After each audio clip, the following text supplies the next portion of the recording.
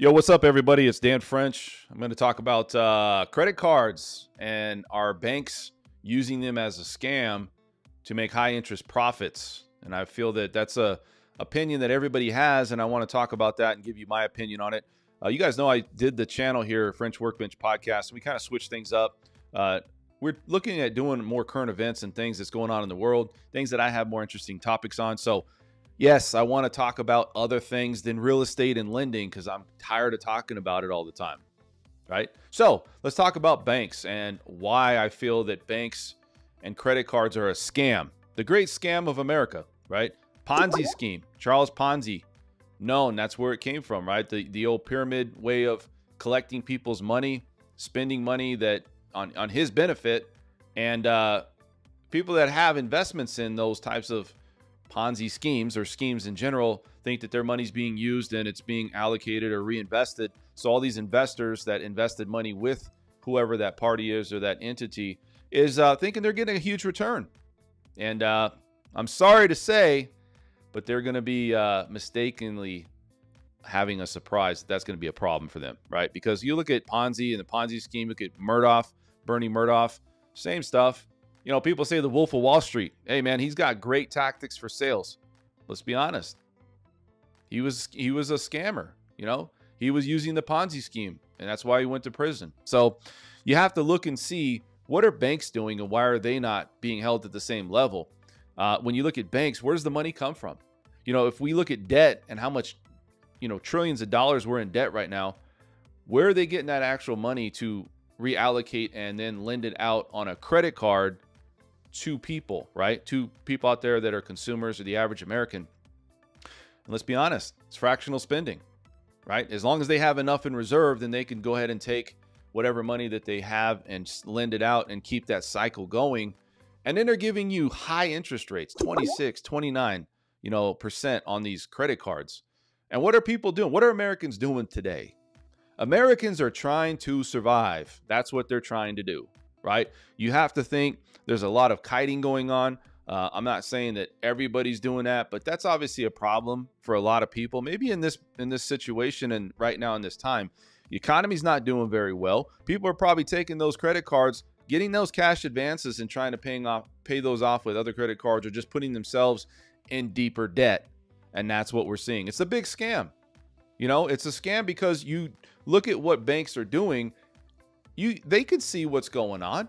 If you got a 600 credit score and you're just, drowning in debt, mortgage payments, car payments, right? Other credit cards, you're going out and extending credit on everything you can just to keep your head above water, and you don't have a nest egg or you don't have savings.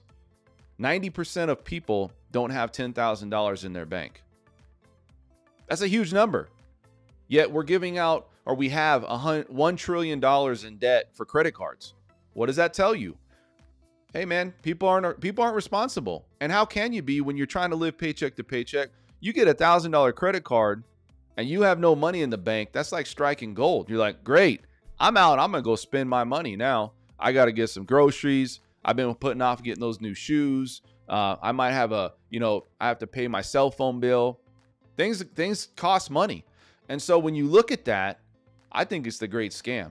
I think that, when you look at it, it's not right on the lines of a Ponzi scheme, but you got to think, if money is being created and we don't know where that money's coming from, it's out of thin air, and banks are getting loans from other banks at fractional spending, and then they're turning around and lending it out to consumers or buyers of whatever it is for credit cards.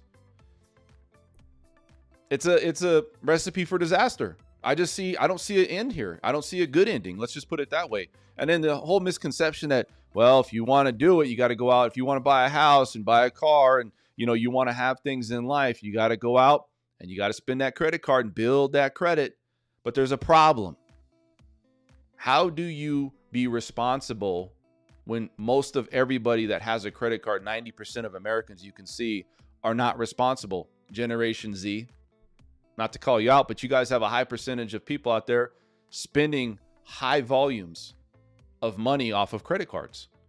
And so, you look at it, and I don't blame them. I don't blame if somebody's going to give you something, and let's say you need to establish something, but you could be a servant to that bank depending on that credit score and also that interest rate that they're giving you for a while, and you're paying back these high interest rates a lot of times. So I think there's a misconception that you need to go and maximize the amount of credit cards and just credit and build that credit up.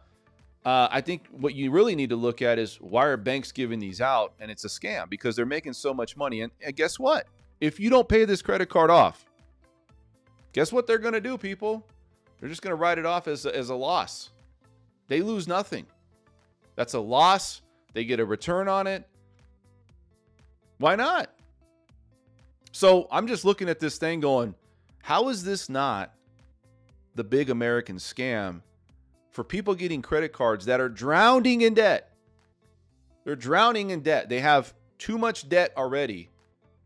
And some bank, some weird, crazy bank that you never heard of, will get something to you in the mail. Says, we've pre-approved you for $1,000. Based off of what? I'm 105% loan to value on all my credit cards. I owe more than what the credit card balances are. And you're giving me another credit card? Come on, man. So again, you guys tell me your take on this. Is this the great American scam?